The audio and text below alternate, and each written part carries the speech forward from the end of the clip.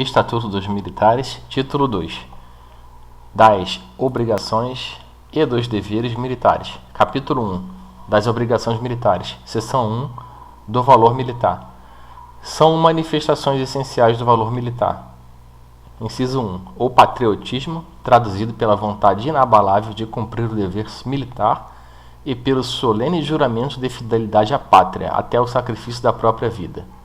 Inciso 2. O civismo e o culto das tradições históricas. Inciso 3. A fé na missão elevada das Forças Armadas. Inciso 4. O espírito de corpo, orgulho do militar pela organização onde serve. Inciso 5. O amor à profissão das armas e o entusiasmo com que é exercida. E o aprimoramento técnico profissional.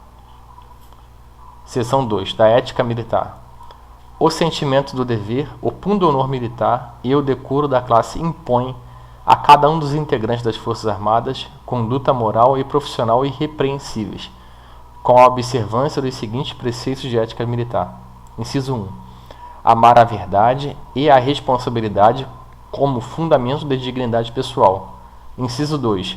Exercer com autoridade, eficiência e probidade as funções que lhe couberem em decorrência do cargo. Inciso 3. Respeitar a dignidade da pessoa humana. Inciso 4. Cumprir e fazer cumprir as leis, os regulamentos, as instruções e as ordens das autoridades competentes. Inciso 5. Ser justo e imparcial no julgamento dos atos e na apreciação do mérito dos subordinados. Inciso 6. Zelar pelo preparo próprio, moral, intelectual e físico e também pelos dos subordinados, tendo em vista o cumprimento da missão comum. Inciso 7. Empregar todas as suas energias em benefício do serviço. Inciso 8. Praticar a camaradagem e desenvolver permanentemente o espírito de cooperação.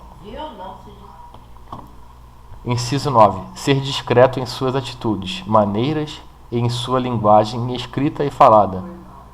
Inciso 10. Abster-se de tratar fora do âmbito apropriado de matérias sigilosas de qualquer natureza. Inciso 11. Acatar as autoridades civis. Inciso 12. Cumprir seus deveres de cidadão. Inciso 13. Proceder de maneira ilibada na vida pública e na particular. Inciso 14. Observar as normas da boa educação. Inciso 15. Garantir assistência moral e material ao seu lar e conduzir-se como chefe de família modelar. Inciso 16. Conduzir-se mesmo fora do serviço ou quando já na atividade, de modo que não sejam prejudicados os princípios da disciplina, do respeito e do decoro militar.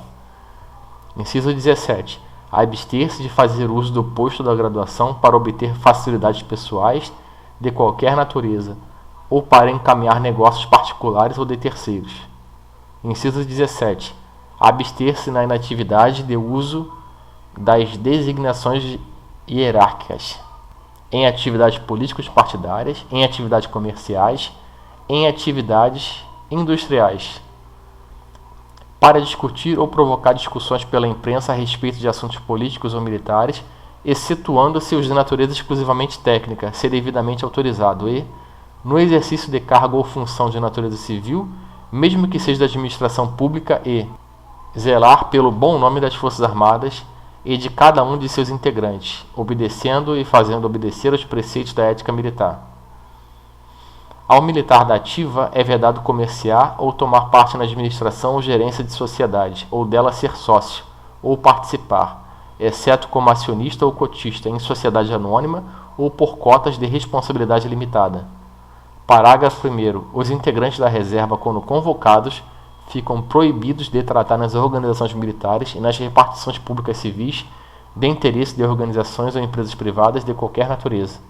Parágrafo 2º. Os militares da ativa podem exercer diretamente a gestão de seus bens, desde que não infringam o disposto no presente artigo. Parágrafo 3º. No intuito de desenvolver a prática profissional, é permitido aos oficiais titulares dos quadros dos serviços de saúde e de veterinária o exercício de atividade técnico-profissional no meio civil, desde que tal prática não prejudique o serviço nem infrinja o disposto neste artigo. Artigo 30.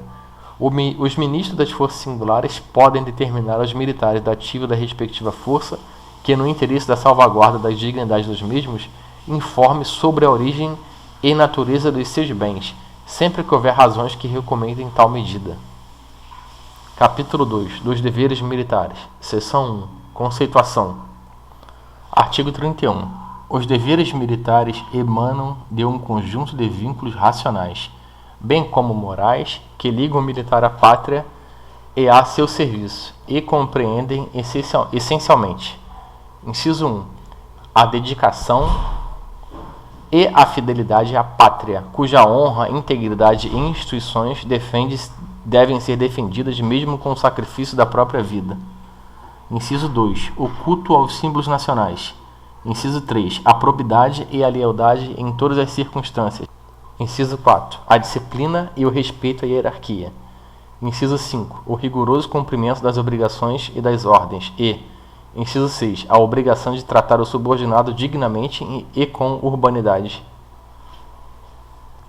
Seção 2. Do compromisso militar. Artigo 32.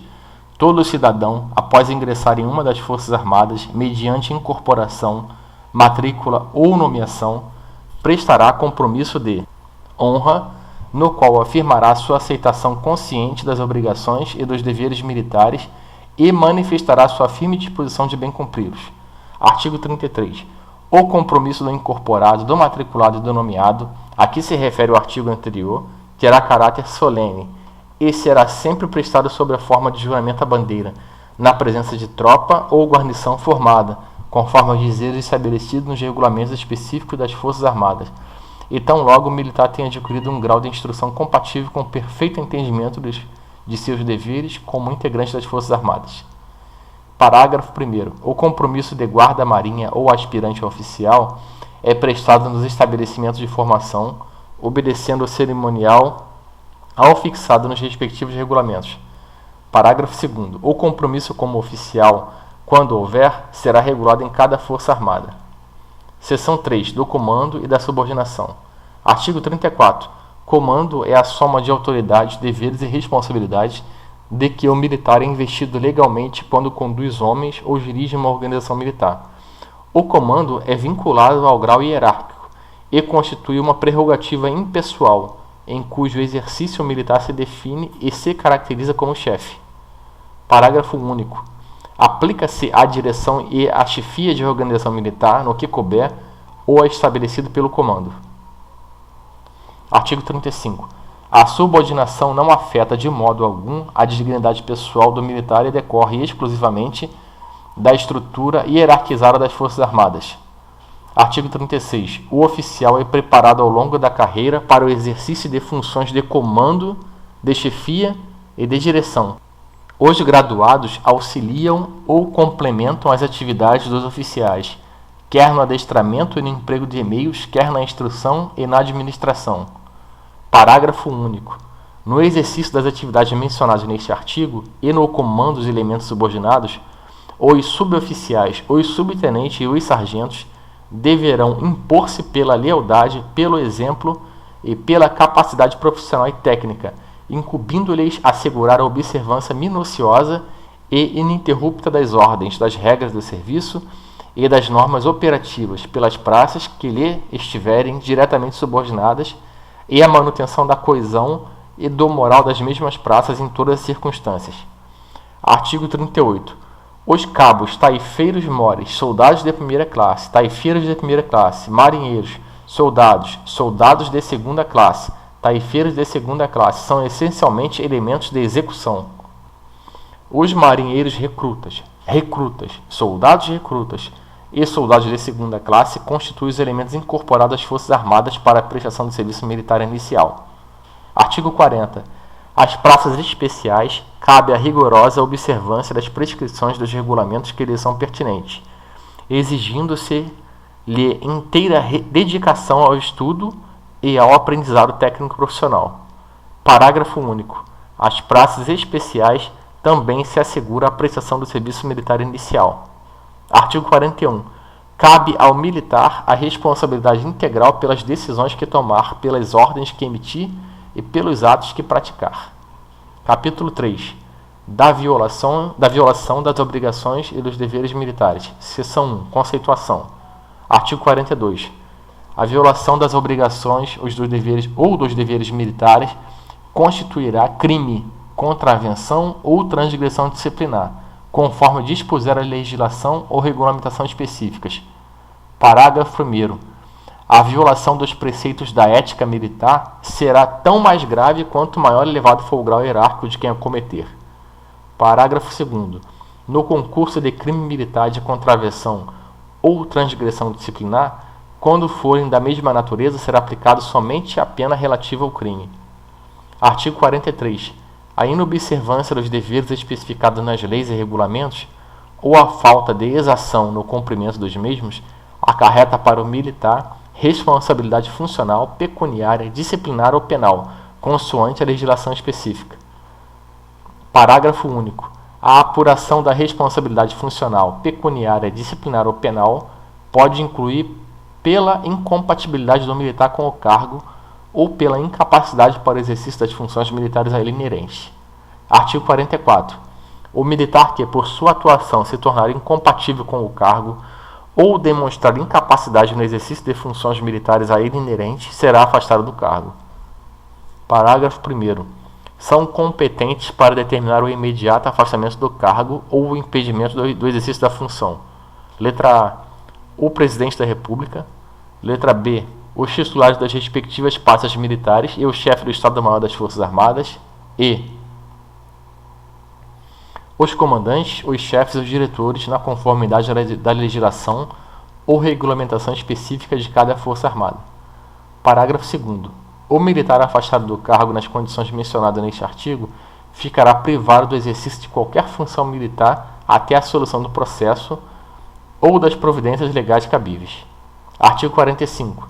São proibidas quaisquer manifestações coletivas, tanto sobre atos de superiores, quanto as de caráter reivindicatório ou político. Seção 2. Dos crimes militares. Artigo 46. O Código Penal Militar relaciona e classifica os crimes militares em tempo de paz e em tempo de guerra, e dispõe sobre a aplicação aos militares das penas correspondentes aos crimes por eles cometidos. Seção 3. Das contravenções ou transgressões disciplinares. Artigo 47. Os regulamentos disciplinares das Forças Armadas especificarão e classificarão as contravenções ou transgressões disciplinares e estabelecerão as normas relativas à amplitude e aplicação das penas disciplinares, a classificação do comportamento militar e a interposição de recurso contra as penas militares. As penas disciplinares de impedimento, detenção ou prisão não podem ultrapassar 30 dias. Parágrafo 2º. À praça especial, aplicam-se também as disposições disciplinares previstas no regulamento do estabelecimento de ensino onde estiver matriculada. Seção 4. Dos Conselhos de Justificação e de Disciplina. Artigo 48. O oficial presumivelmente incapaz de permanecer como militar da ativa será, na forma da legislação específica, submetido a Conselho de Justificação. Parágrafo 1º. O oficial, ao ser submetido a Conselho de Justificação, poderá ser afastado do exercício de suas funções a critério do respectivo ministro, conforme estabelecido em legislação específica. Parágrafo 2º. Compete ao Superior Tribunal Militar em tempo de paz ou a Tribunal Especial em tempo de guerra julgar em instância única os processos oriundos dos Conselhos de Justificação nos casos previstos em lei específica. Parágrafo 3º. A Conselho de Justificação poderá também ser submetido o oficial da reserva remunerada ou reformado, presumivelmente incapaz de permanecer na situação de inatividade em que se encontra. O guarda-marinha, o aspirante oficial e as praças com estabilidade assegurada, presumivelmente incapazes de permanecerem como militares da ativa, serão submetidos a conselho de disciplina e afastados das atividades que estiverem exercendo na forma de regulamentação específica. Parágrafo 1º. O Conselho de Disciplina obedecerá às normas comuns às 3 Forças Armadas. Parágrafo 2º. Compete aos ministros das Forças Singulares julgar, em última instância, os processos oriundos dos Conselhos de Disciplina convocados no âmbito das respectivas Forças Armadas. Parágrafo 3º. A Conselho de Disciplina poderá também ser submetida à praça na reserva remunerada ou reformada, presumivelmente incapaz de permanecer na situação de inatividade em que se encontra. Então, a gente para por aqui o título 2, tá? Até a próxima.